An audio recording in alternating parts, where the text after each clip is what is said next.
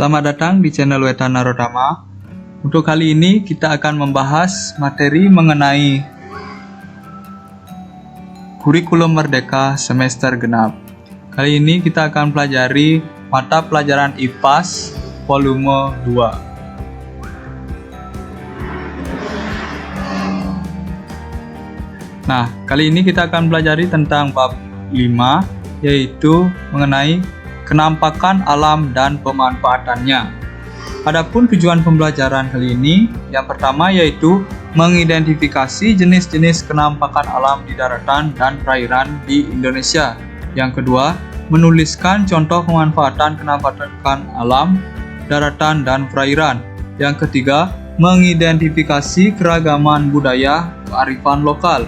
Yang keempat, melakukan penelitian sederhana mengenai kearifan lokal di daerah sekitar kalian.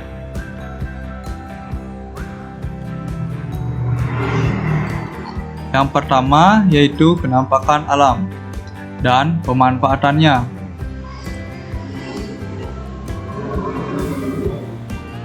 Kenampakan alam merupakan semua hasil peristiwa alam yang ada di permukaan bumi.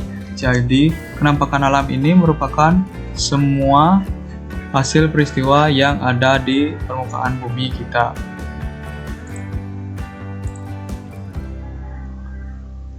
Nah, ada kenampakan alam daratan, ada kenampakan alam perairan. Nah, jadi kenampakan alam ini dibagi menjadi dua, yaitu kenampakan alam daratan dan kenampakan alam perairan.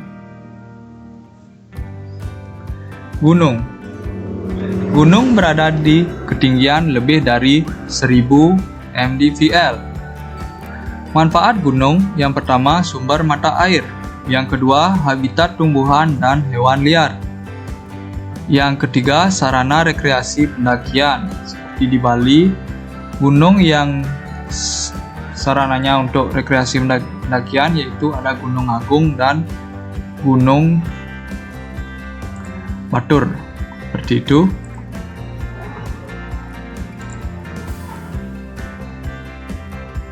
Kemudian dataran tinggi.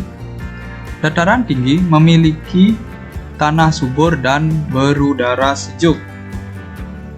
Nah, jadi dataran tinggi memiliki tanah subur dan berudara sejuk.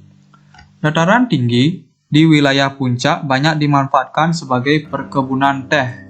Ya, selain dimanfaatkan sebagai perkebunan teh juga di dataran tinggi juga dimanfaatkan sebagai tempat menanam sayur, ya, sayur kol, wortel, seperti itu. Nah, selanjutnya adalah dataran rendah. Dataran rendah, permukaan tanah yang landai membuat dataran rendah dimanfaatkan sebagai pusat kegiatan masyarakat dan pemukiman penduduk.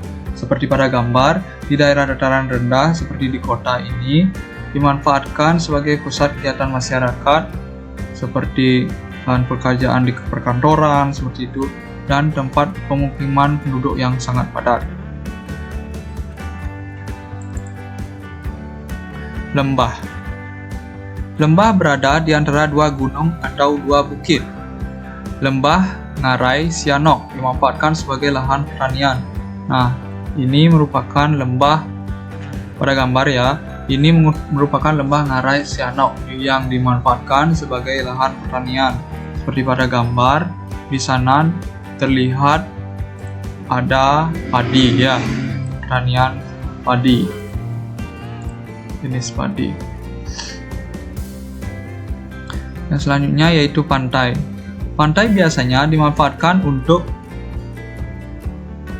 tambak garam, pertanian rumput laut. Itu di daerah pantai. Ya, dimanfaatkan sebagai tambak garam, pertanian rumput laut, dan juga objek wisata seperti itu untuk di pantai. Selanjutnya yaitu bukit. Bukit termasuk jenis pegunungan yang memiliki ketinggian kurang dari 600 mdpl. Jembatan layang Kelok 9 di Provinsi Sumatera Barat membentang di antara bukit-bukit terjal. Nah, ini merupakan gambar jembatan layang ya, di antara bukit-bukit yang sangat terjal. Bisa dilihat pada gambar.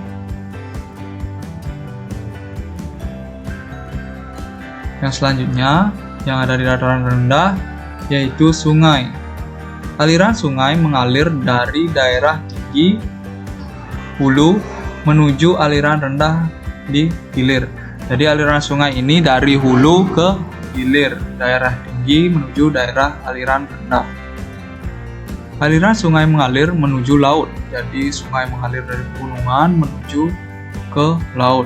Penduduk Kalimantan memanfaatkan aliran sungai sebagai sarana perdagangan. Nah, di Kalimantan pada gambar, aliran sungai ini atau di sungai dimanfaatkan sebagai tempat berjualan seperti yang terlihat pada gambar. Selain itu juga di sungai itu bisa dimanfaatkan sebagai tempat transportasi ketika menyeberang di seberang sungai seperti itu.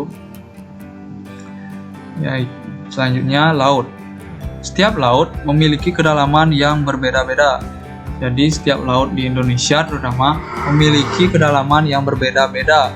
Ada yang sangat dalam, agak dalam, dan kurang dalam.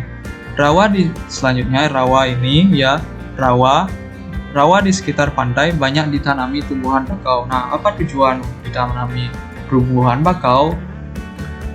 Yaitu untuk mencegah terjadinya abrasi, karena saat ini bibir-bibir pantai banyak terkikis akibat abrasi air laut. Selanjutnya danau. Danau merupakan kenampakan perairan yang berada di daratan. Air danau berasal dari aliran sungai, air hujan, dan air tanah. Jadi danau yang menggenang itu bersumber airnya dari aliran sungai, dari air hujan, dan air tanah. Nah, selanjutnya yang B, kearifan lokal di Indonesia. Kearifan lokal patut dijadikan sebagai pegangan hidup masyarakat yang diwariskan secara turun-temurun. Nah, adapun ciri-ciri dari kearifan lokal, yang pertama, memiliki kemampuan menyatukan unsur perbedaan budaya. Yang kedua, mengarahkan perkembangan budaya. Yang ketiga, memasukkan nilai etika dan moral dalam masyarakat.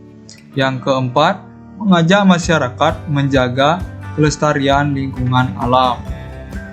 Nah, selanjutnya yaitu fungsi dari kearifan lokal. Adapun fungsi dari kearifan lokal yang pertama yaitu melestarikan sumber daya alam. Yang kedua, mengembangkan kebudayaan dan ilmu pengetahuan. Yang ketiga, petuah yang harus ditaati. Yang keempat, melestarikan akhlak dan budi pekerti. Nah, ini merupakan materi yang saya jelaskan kali ini, yaitu materi mengenai bab 5, kurikulum merdeka kelas 4 SD semester 2 mata pelajaran IPAS. Nah, jangan lupa tonton terus video-video selanjutnya untuk materi selanjutnya yang lebih lengkap dan jelas serta bermakna.